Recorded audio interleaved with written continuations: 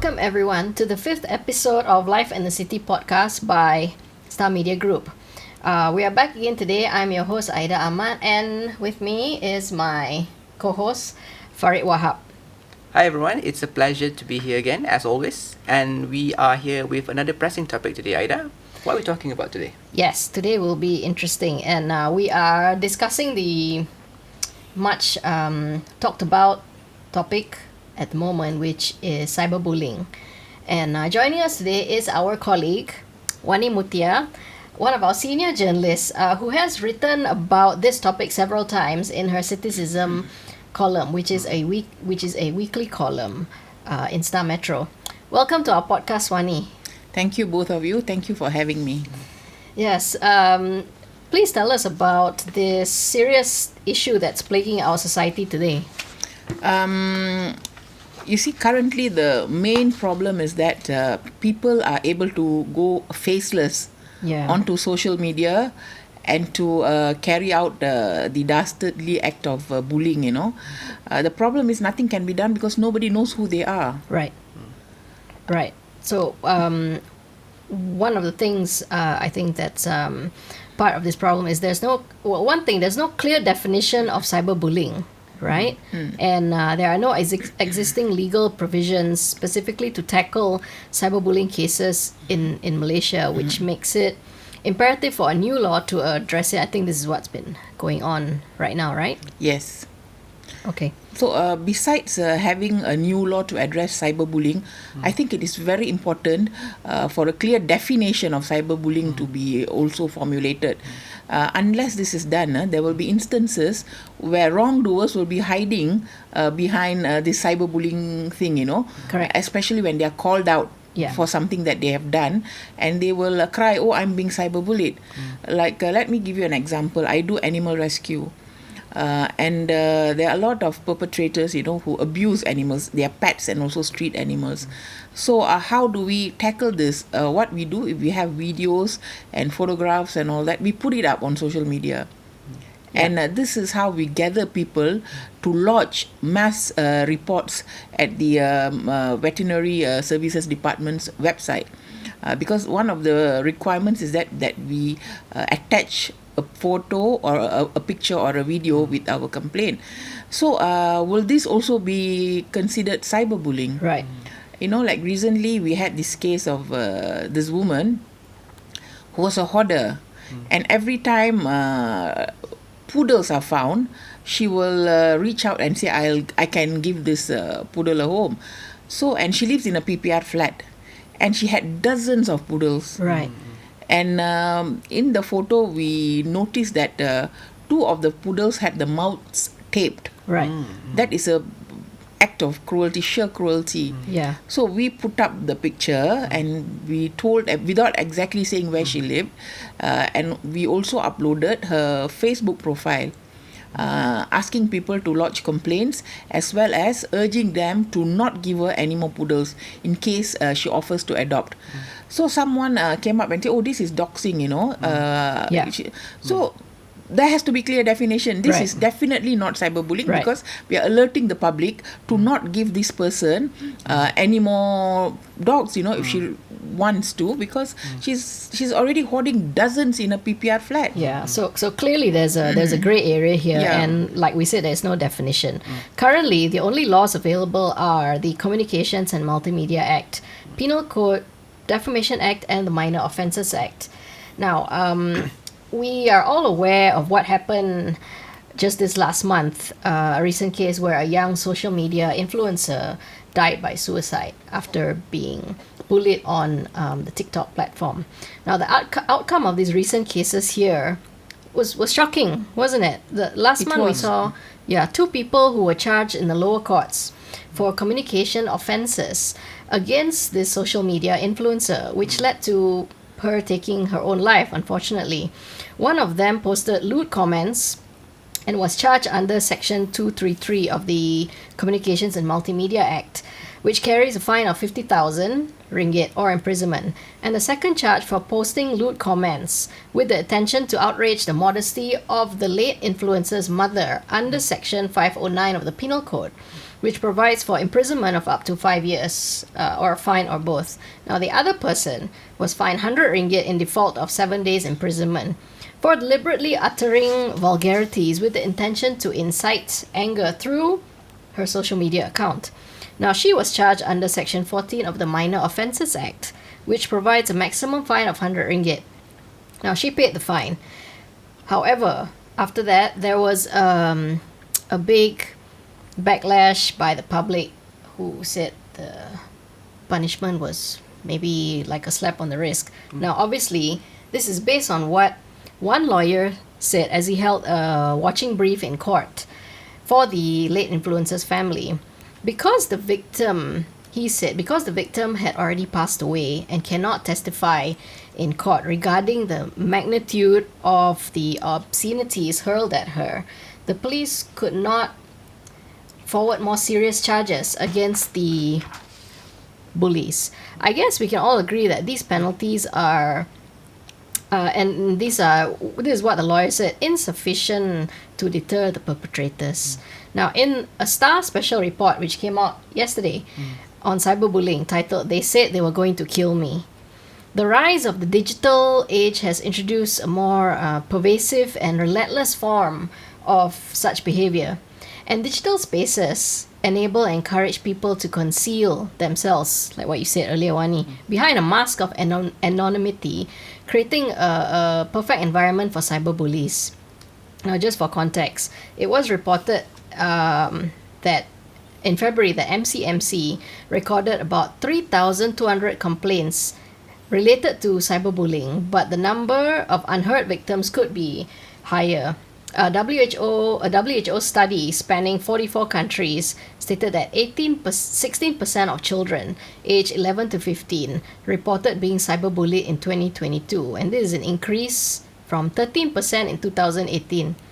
Last year, 1,763 items were removed by social media platforms such as TikTok, Facebook, and Instagram, following requests by MCMC, which also identified Facebook as a primary platform for cyberbullying, with 1,400 complaints followed by WhatsApp, Instagram, and TikTok and X.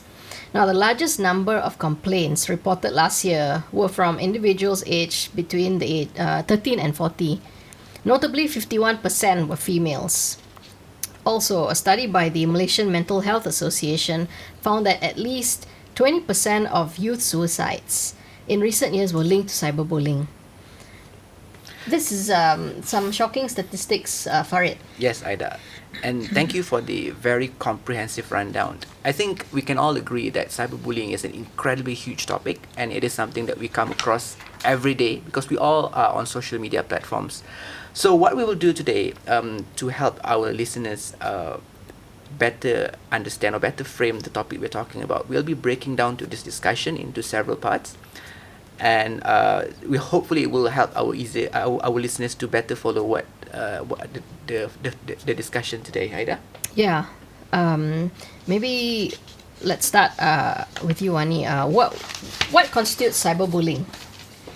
I suppose for me, two people arguing, and at the end, one person winning the argument is not cyberbullying. Right. What actually constitutes cyberbullying is what had happened on TikTok, which led to this person's suicide. Yeah. You see, what they do is they do not give you an opportunity to speak for yourself. Mm-hmm. And you are made to come to that live session by way of phone calls, So they go beyond the social media platform. Right. So as I said, this is all, it's a planned, whatever you may call it, and they get people to call you over the telephone many times. And most of this who are bullied are mostly they are young women. So they live with their families, So out of sheer desperation, they come to the live session because they don't want to be. And not only do they call you, they also call up your relatives. Yeah. So all this harassment on the telephone. So out of desperation, when they come to the live session, they are muted, meaning they are not allowed to speak, and they are made to watch their families, especially female family members, their mothers and sisters and all that, including them, being lambasted, being abused with vulgarities, and their photos are also uploaded, you know. That's the devastating power of online harassment, right? Yeah. And Malaysia, not only Malaysians are becoming reliant on social media for everything from personal relationships to doing business and sharing information, right? So just to add on to what Wani just said just now, it's not just that they are taking part in an active in an active move to intimidate someone. They're actually mobilizing other people to do it. They're using the platforms to mobilize get other people to join in, you know, and this is what we're saying. But anyway, I've also written about this topic before, and while I was writing about this topic, I came across this definition by Oxford. It's rather simplistic. We all know, as you know, in the real world, it's not as simple as this. But just for the sake of facilitating our discussion today, I'll read out what the definition says.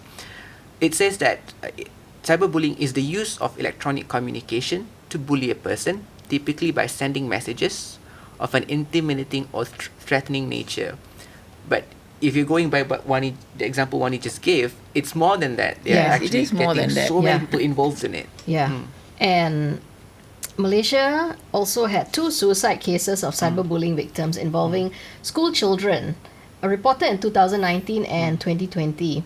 And the global statistics among 28 countries indicated that Malaysia was ranked 6th in the world and 2nd among the Asian countries in cyberbullying. This is according to a paper titled Cyberbullying in Malaysia, an analysis of the existing laws that was published in December 2022 under the International Journal of Law, Government and Communication. Also, the internet penetration in Malaysia is relatively high for a country whose population stands at about 34.7 million people. Now, as of January this year, around 33.59 million internet users have been reported, putting our country's internet penetration rate at 97.4% of the total population. That's quite a high number. That's quite. Yeah. So, also, according to an online monitoring company, the number of social media user identities has increased 20% here. And TikTok is the second most favorite social media platform. I think it's also because now everybody can afford to have a smartphone. Yeah. That is the biggest problem, you know. Yeah. And people who, and I noticed, you know, I've been following the bullying sessions on TikTok, and I noticed that a lot of these people who conduct these bullying sessions, they come from very simple backgrounds. Yeah. And most of them have had little exposure. They don't mix with people of other races and backgrounds. And they are like, as I said, you know, not exposed to many things, you know. Yeah. And I spoke to a psychologist, you know. In fact, I wrote an article about it, about people, you know, who participate in these bullying sessions. Yeah. She said that if you really dwell upon, if you really get to know them, you will know that they have stories of their own. And this is a platform for them to sort of exert their frustrations, their anger. And also, some of them, it gives them a sense of importance. Because in reality, they feel very, very small. But here they have the upper hand, you know. And I believe that so too, because there was one incident by the same group, you know. This was the main bullying group. They were actually bullying a lawyer because they did not like her professional advice that she offered on TikTok.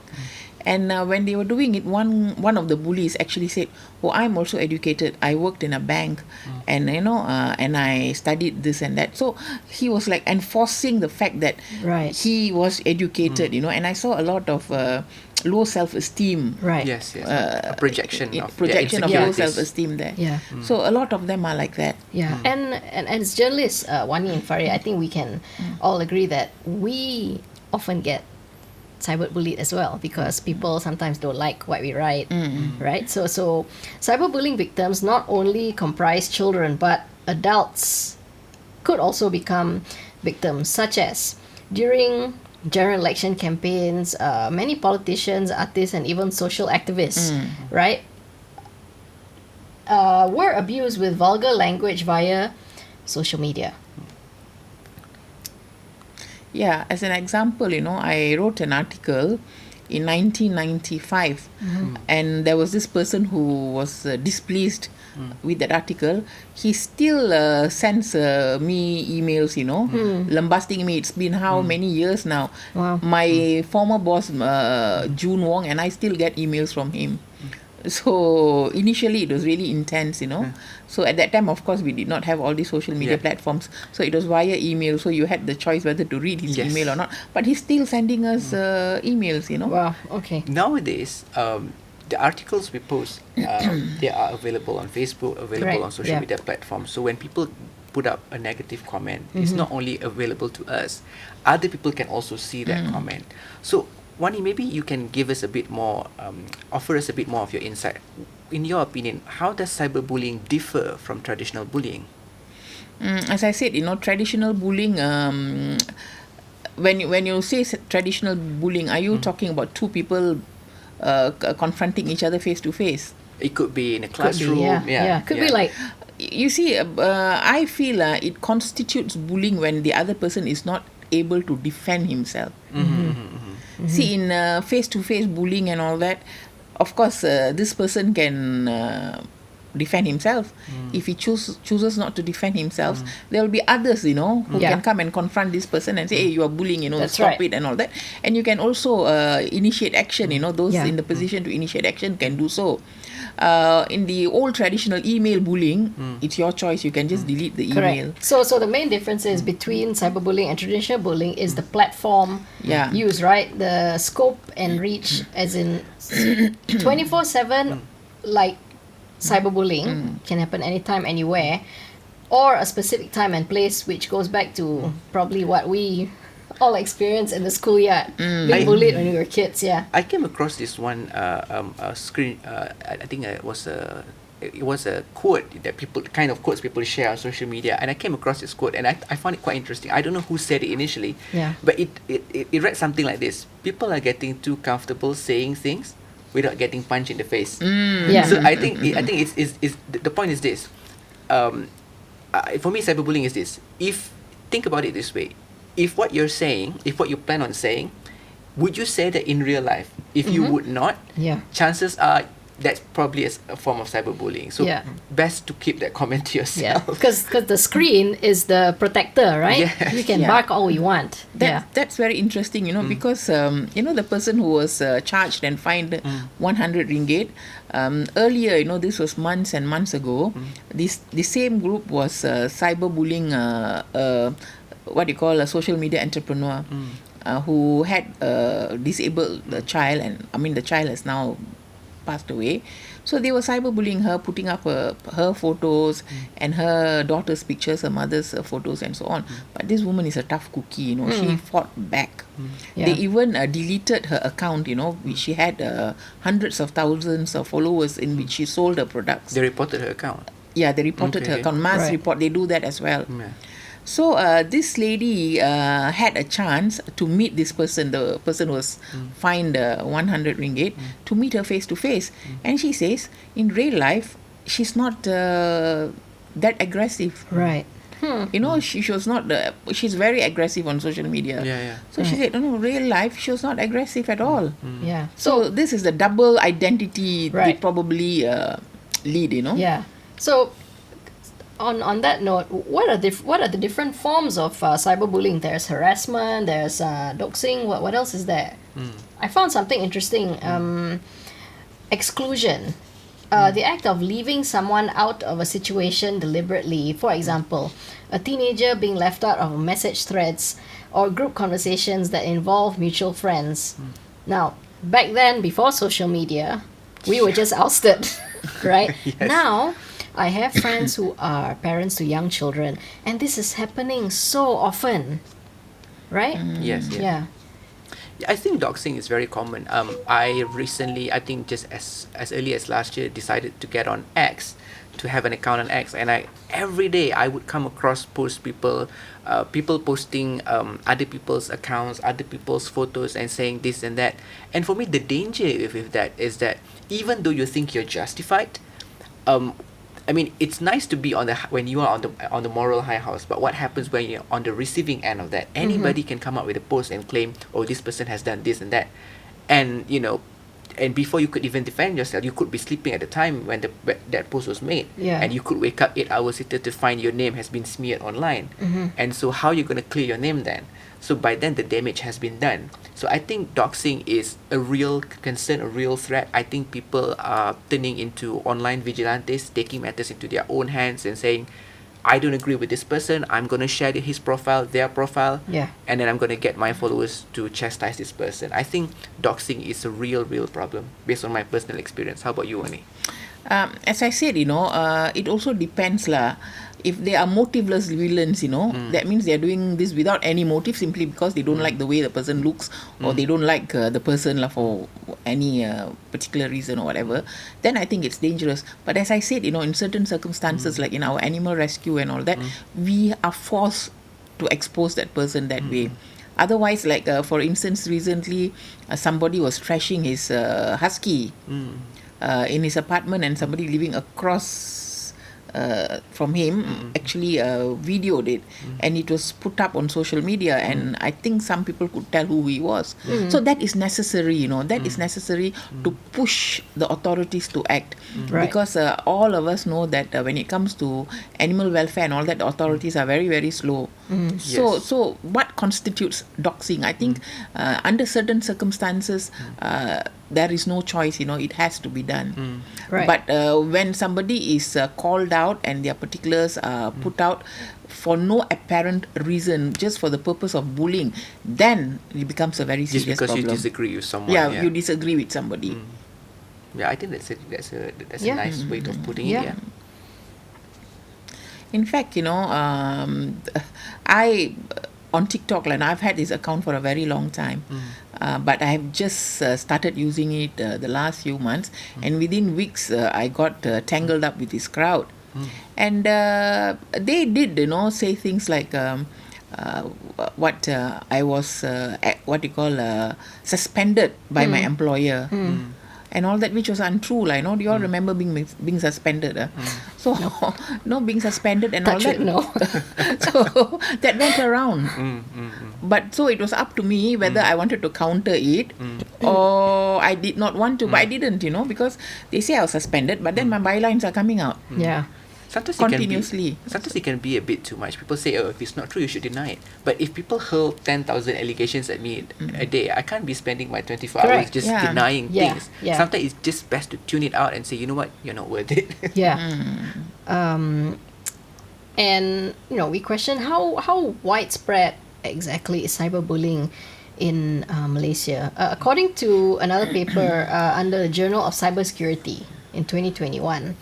Now, according to a survey conducted by MCMC involving 14,000 school students, 70% of the respondents admitted to having been harassed online through improper pictures or messages posted and being called mean names. Meanwhile, statistics provided by MyCert, the Malaysia Computer Emergency Response Team of Cybersecurity Malaysia, show that they received 260 reports on cyber harassment cases in 2019. That's a lot.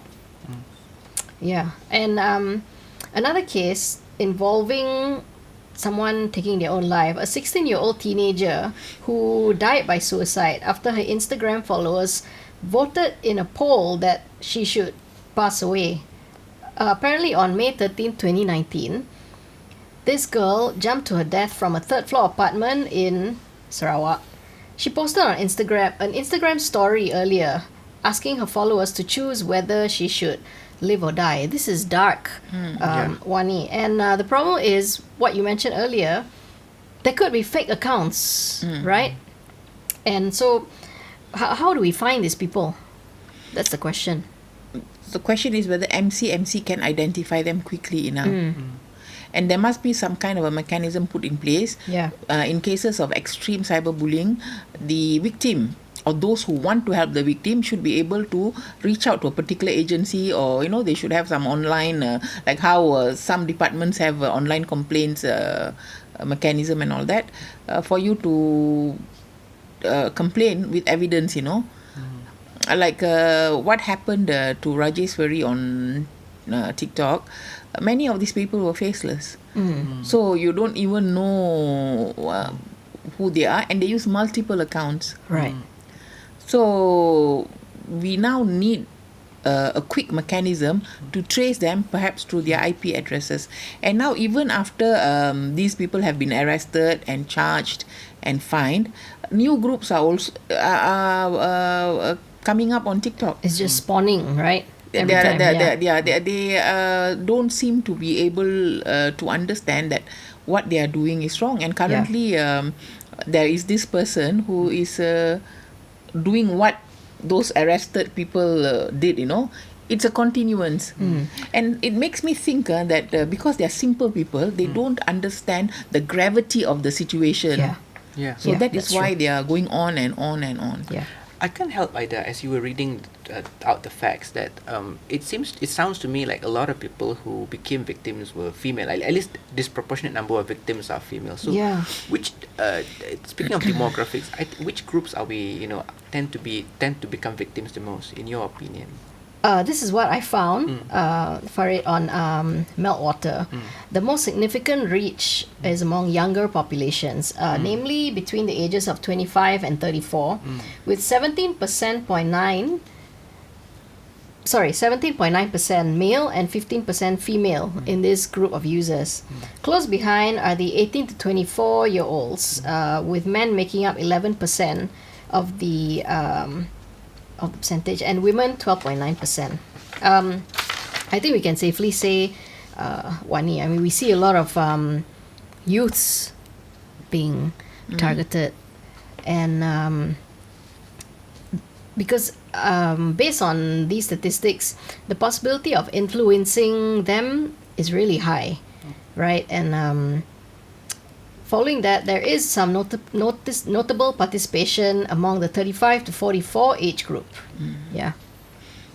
Like these TikTok sessions are normally adults, in their 20s and beyond. The bullies as well as the victims. And I believe, due to cultural conditioning, women tend to get they're frightened, when they are bullied this way. So they adhere to all the conditions that are stipulated by the bullies. Like, you have to come here at this hour, and they are there, on their live sessions. Like, you have to do this to ask, seek forgiveness, and they comply. Because I suppose due to cultural conditioning, they are afraid that the intimidation will go to their family members, their relatives, Yeah, that's concerning. I've never heard of this TikTok live session that people organize. It sounds like not a good experience at all to be in. It's always in the wee hours of the morning.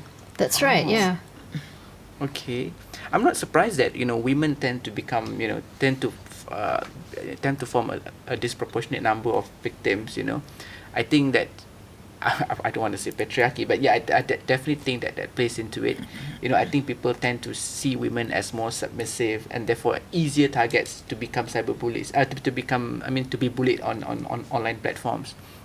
It is actually what is said during the bullying, So they are what you call verbally molested. Okay, wow. So they are verbally molested, Okay. These people who are bullying make comments about their physical attributes, about their privates, about. So as I said, they are verbally molested. So they tend to back off.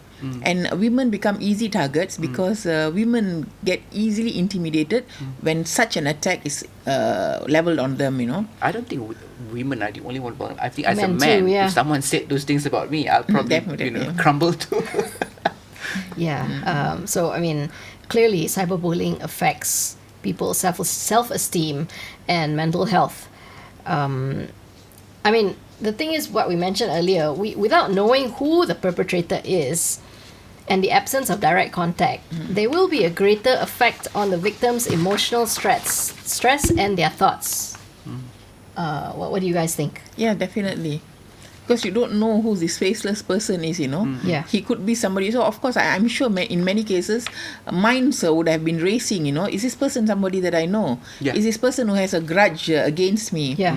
Is this person taking this out because I've wronged him, you know, in some way or other? So of course, all these thoughts will be running in their minds. But most of these bullies are motiveless villains, you know. They have no specific motive other than intimidating you.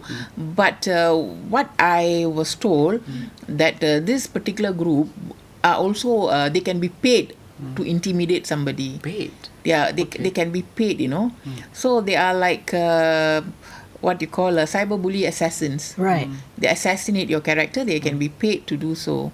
So that is also one of the suspicions and the allegations that's going on now. Right. I think we can get to our second part of this topic regarding the approach to content moderation, right? Yeah. What do you guys think? What responsibilities do social media and tech companies have in preventing cyberbullying? I think they have a huge responsibility, because I think it's their platform, and they are the ones maintaining it. So the kinds of activities that happen on them happen under their watch. So I think like they do have a huge responsibility. They can't just say, you know, I think it's common to hear that, like, look, we can't control what people do here. We can't control what people say. But the fact of the matter is, this is happening on your platform. So something needs to be done on your end to make sure that people don't abuse each other and you don't facilitate that abuse. Right. What do you think, Wani? I think they should do something, perhaps, you know, to bar all live sessions past midnight. Oh, okay. You know, because all this bullying takes place during the wee hours of the morning. So they should, you know, like maybe perhaps from midnight to 6 a.m., no live sessions, you know. So that I think would considerably help as well. So that was the thought that was playing in my mind every time that I witnessed this. Because I stayed up many nights, you know, and many mornings watching what was going on. So that was a thought that played in my mind. I thought that, you know, these platform operators and owners should actually bar live sessions from midnight to at least 6 or 7 a.m. That's an interesting idea. What do you think? I'm not entirely sure what to think Yeah. about that, because Mike, I think what they would probably say is that what if it involves multiple people from multiple countries? Then there was a different time zone. Then that would be, you know, that would create practical difficulties on their part. Correct. And I think that brings us to your question on how effective are the current measures, right? Yeah. So last year I wrote about this topic, and I had the pleasure of sitting down with this official from PDRM. She handles complaints related to 3R issues. I also had the pleasure to sit down with one top official from MCMC.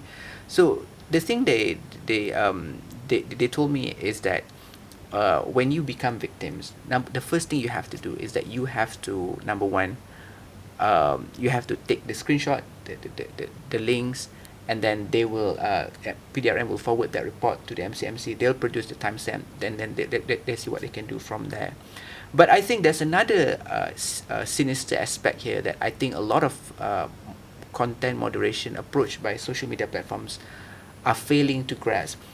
One thing that was raised to me by MCMC was that during the 15th general election campaign, there were a lot of posts, there were a lot of content circulating showing images of keris.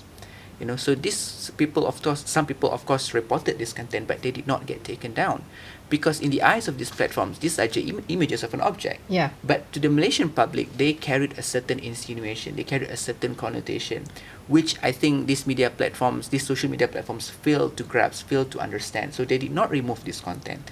So I think cultural sensitivity, you know, being able to understand the society in which you operate in is something that these media platforms still have a long way to go, in my opinion. Yeah. True, because sometimes they remove innocent content, but the ones that must be removed is left there, you know. So this happens all the time. Like once I just commented on TikTok someone, there's this guy, he was saying this and that. It was a Malay exchange, young boy, he was saying, and he made an error. I said, tak lah boy, bukan macam itu. That was removed. Okay. And I didn't say, I don't see what's wrong. This was a boy, so I told him, tak lah boy, bukan macam itu. That was the only comment, and it was removed. Yeah. I myself have reported a number of posts and comments that were made in colloquial Malay. Like on social media, people don't spell out the full words. And eventually, I got a feedback saying this did not violate any of our community guidelines. And I suspect the reason why they did not find it a violation was because they didn't understand what was correct. written. It's just context. Yeah. Cultural context. Yeah. This brings us to the next part of our conversation, which are the existing limitations to enforcing penalties on cyberbullying. We talk about legal repercussions for cyberbullying in Malaysia. Now, going back to that case of that teenager who took her own life in Sarawak. Now, those who incited that teenager to commit suicide based on a poll on her social media, they can be liable under Section 305 of the Penal Code, which states that it is wrong to incite individuals aged below 18 to commit suicide. Right? So we have certain legal repercussions. Yeah. What do you think, Wani? Yeah, I think they should be held responsible, because goading somebody to carry out such a terrible act, they should be dealt with. But was there any action taken against them? I'm not sure about that. I don't think so. I don't think so. This is where the authorities must step in and do the necessary to prevent what you call a reoccurrence. Yeah, but I that's also true. think that the volume of bullies going on online. Yeah, hundreds and thousands. Yeah. I think our authorities quite possibly are overwhelmed themselves. Yeah. That is why we must define what is bullying. Correct. An argument between a group of people, or an argument between two people turning ugly with one meaning and one not. All this, is this cyberbullying? You got to define, and it's important to define so that people will not hide behind this mask called cyberbullying. Yeah. Farid, I think you want to touch on the existing procedures for dealing with cyberbullies. Yes. So one of the things, I touched about it before just now. Yeah. So one of the things that the police told me was that when you are a victim, the first thing you have to do is screenshot the content. But that alone is not sufficient, because it could be, they need the link, they need the URLs, and then with the URL, they will forward that to the MCMC, who will then produce a timestamp of the offense, and then they will send that back to the PDRM for further action. But you can see how that would take time, and the police told me it could take for up to 5 working days, by which time, the victim might have been, been so greatly depressed by what was happening. Yeah.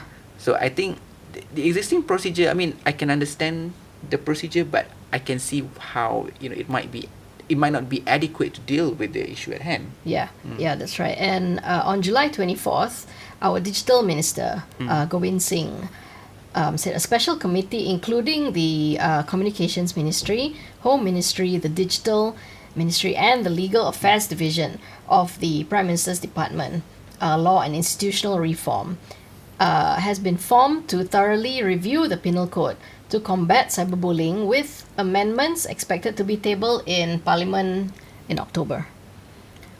What limitations do the authorities face in dealing with this issue, you think, Wani?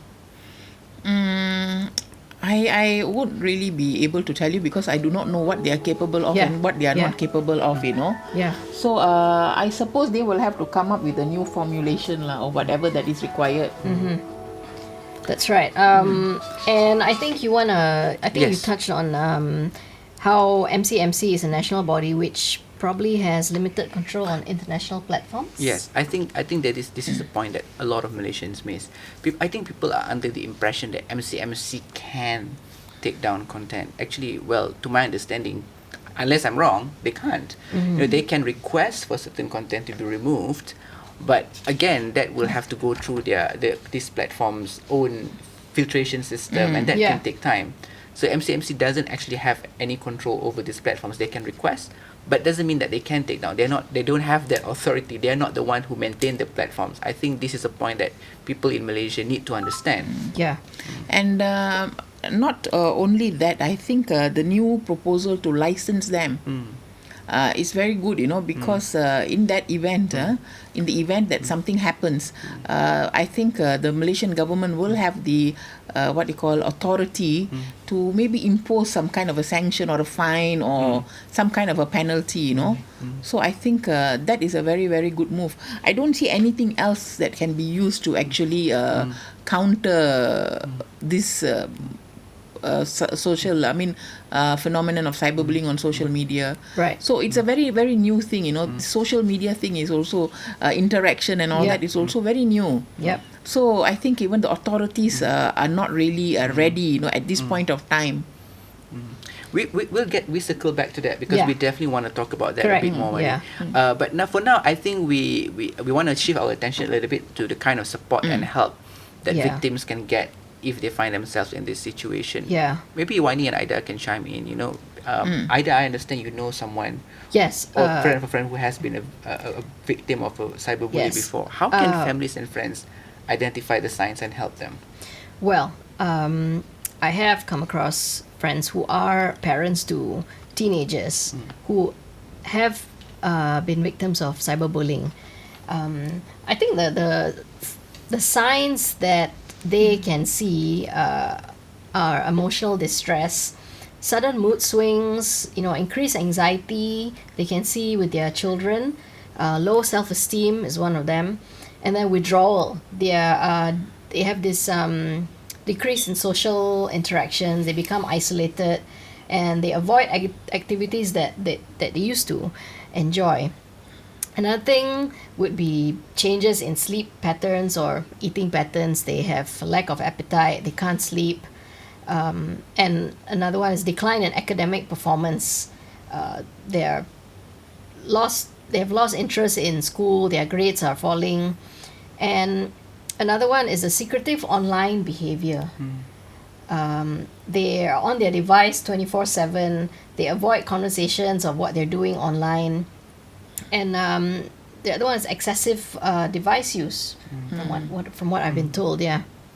So these are some of the signs, and I think the steps that they can protect their loved ones from cyberbullying is it's a rather difficult.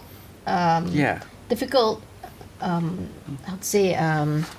I think when it comes to younger people, it would be very difficult because the younger youngsters are normally very secretive. They are very quiet. They don't want to share info with their parents, and so it would be very difficult to detect cyberbullying if it happens among very young people, especially teenagers. Yeah, that's true. They're also very impressionable, Yeah. I think it's very important. I'm not just talking about young people in general, but I think building on what Wani said about these bullies being insecure themselves, I think it's very important to understand that what people say about you, especially strangers, are not a reflection of who you are. Yeah. It's the reflection and projection of who they are. Correct. So you need to be strong within. I know it sounds very cliche, but it cannot be stated enough.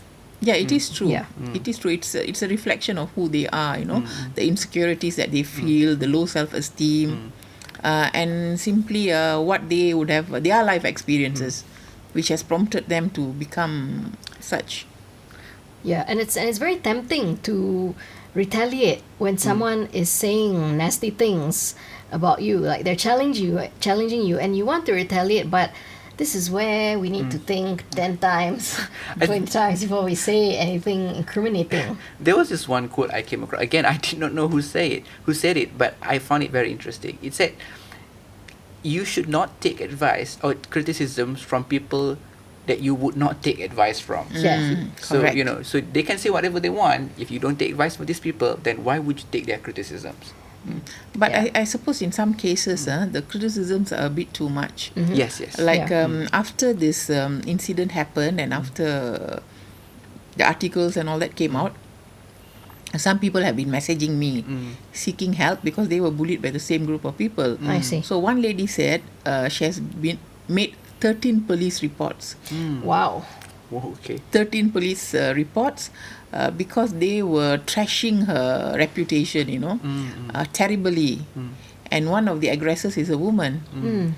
So, and another lady contacted me also from Taiping, and she had made several police reports as well over the same thing. So these are the same group of people, and they have been making police reports, and nothing has happened so far according to them. So I think the authorities also must act fast. Yeah. And this falls under digital safety. Some of the tips in the Star report yesterday are do not respond to nasty messages, and again, sometimes it's easier said than done. Yeah, of course. Instead, we need to block and report the offending user or users, file a police report if necessary, and do not hesitate to seek mental health support within family or friends. I think that is very, very important. Not only the victims need mental health support, the aggressors as well. Yeah, that's true. 100% Yes, they do. 100%. They are definitely not right in the head, to be doing, Yes. To inflict that much pain on and in someone the wee else. hours Yeah. of the morning, So they need They have help too much as well. time on their hands. Yeah, exactly. But okay, when it comes to the impressionable, vulnerable children, right? They need to seek an adult's help, their parents, guardians, sibling, or teachers. One step that they can, take is gather evidence of the bullying, such as the online messages or posts sent by the cyberbully. Now, there are several NGOs willing to help children affected by cyberbullying, like Befrienders Malaysia, and there is the Women's Center for Change that offer helpline services. Also, cyberbullying can be reported online by emailing Cybersecurity Malaysia's Cyber 999. I'm not sure a lot of people know this. Using the mobile app available on the Google Play or the App Store.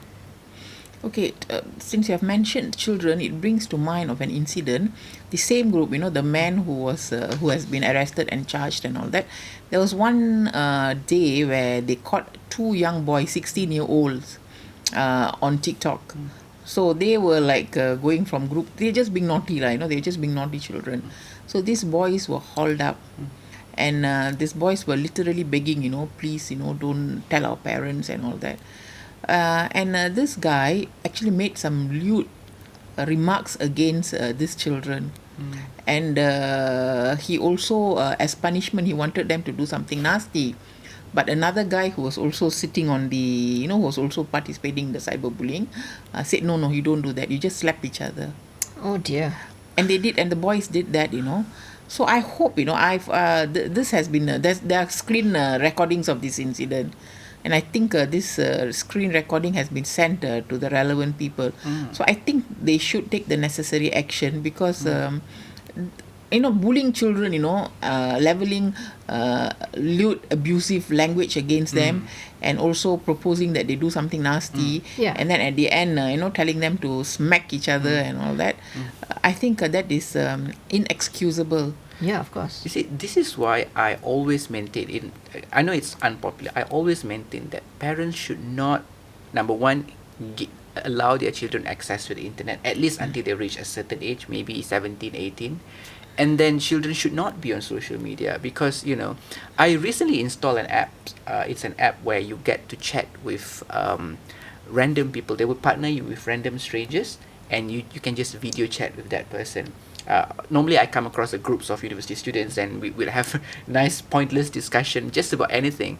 But I've also seen children on there, and I was thinking, what if I was a bad person? What if I was, someone with the bad intention? What could I do to these children? So I wonder, where are their parents? Where did they get this device from? The internet access. Children should not be on social media. I do not think that's a good thing, But I feel even if the parents don't allow their kids to log on to social media at a certain age, the kids will find a way to do it elsewhere. Yeah, They will find a way. They'll find a way, but do put some levels of control in it. At least that can provide some limitations. Don't just give your children smartphones and say, yeah, go ahead and use it. That's my opinion, at least. I know I don't have children, but one day when I do, I would probably have this limitations in my house. I'm sure that will happen. But anyway, as an individual, what can you do to protect yourself from becoming victims, in your opinion? I think we can chime in on the fact that all three of us are journalists, and we are bound to receive these sorts of comments on social media as well. And we have a certain code of conduct, right, as journalists, to not retaliate, because there are a lot of comments on our stories, on our social media posts, and we have to be strong and not retaliate, because we represent our employer. Yeah, true. I never retaliate on negative comments pertaining to my work. When stories are put up and all that, and when there are negative comments, I don't retaliate, because as what you said, it's part of work and all that. But on a personal level, I do retaliate, but I do not. I make sure that I retaliate accordingly. Right. When you say accordingly, what does that mean? It depends on how I'm bullied, Right. So you have to retaliate accordingly. Right.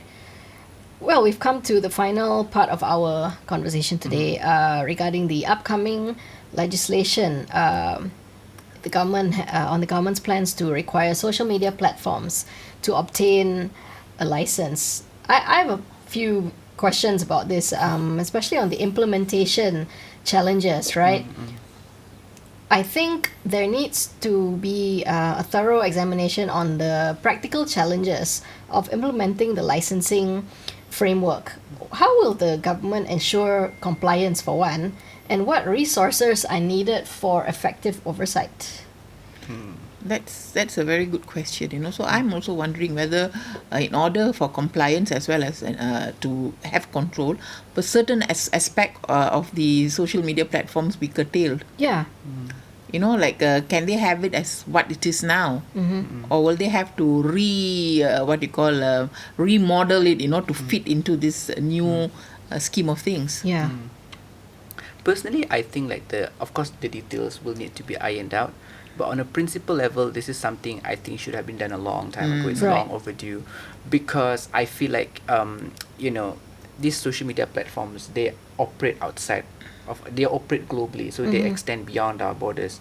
But we can't deny the fact that they do have overwhelming impact on domestic politics, on domestic stability. So we need some kind of oversight. They can't just say this is people can, because what happens on there have an impact on us in the real world, in the country. So it's only right that the government maintains some levels of control over them. Yeah, and there's also enforcement mechanisms, right?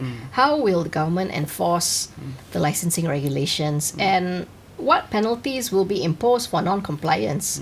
I've spoken to a few people, and the government's asserting greater control over its digital landscape is that's also come into question, and we need to explore the motivations and potential implications for digital rights and freedoms. Do you think so? Yes, I do think so. But what comes to mind, the simplest form of control could be that every person who wants to have a social media platform should register using their MyCard. Do you think that would be a step too far, and people might disagree with that? Definitely, there would be a lot of people surveillance. Disagree. Yeah. Definitely, but that is one step that can be taken in order to easily detect perpetrators in the event there are cases of cyberbullying. Because someone taking their life, it's something very, very serious. Correct. Yeah. I think this happened back when the government started requiring people to register their SIM card. Remember those days when people can just buy a SIM card? Yeah. There was protest, but now it's okay, Yeah. Yeah, now, I mean, we still have to register. Yeah, so I mean, my people card have accepted it, you know. Yeah. Yes, yes. So initially, of course, there were a lot of protests and all that, Yeah. but people have Adjusted, adjusted. I think it would be the same. I think it's the same principle that we use in the media in media reporting. Mm-hmm. If you are brave enough to say this, then you should be brave enough to be quoted and have your mugshot attached to the story. Yeah. So if you're brave enough to say all these things on social media platforms, you should be brave enough to have your name attached to it, right? Yeah. So Yeah. at least that's my take lah. Yeah, and another thing is the impact on user privacy. How will the licensing framework how will the licensing framework protect user privacy and data? Because that's already in our midst. Yeah, Yeah. that's also an important aspect that has to be looked into. Yeah. I mean, to wrap up, Wani, what are some other considerations you think that the government should take into account when it comes to this licensing? Okay, when they are going to impose this licensing, they must take into consideration the many people who are making a living through all these social media platforms. Yeah. Because since these Correct. social media platforms came up, and I've been observing on TikTok, a lot of entrepreneurs, especially women, have been able to eke out a reasonable living, So they must take this into consideration, that whatever implementation, whatever regulations will not in any way curb this hardworking women from continuing with what they are doing. Yeah. So that is the foremost that must be taken into consideration. Yeah. What about you, Farid? Parting words on this interesting topic. I mean, I agree with what Wani just said, but I will say this just an advice to would-be bullies out there. Sometimes we may not realize that we are engaging in a bullying act. We may think that we are putting out an innocent comment, but that negative comment might be the final push that gets someone off the ledge. So we might inadvertently hurt someone. So be very careful about what you say.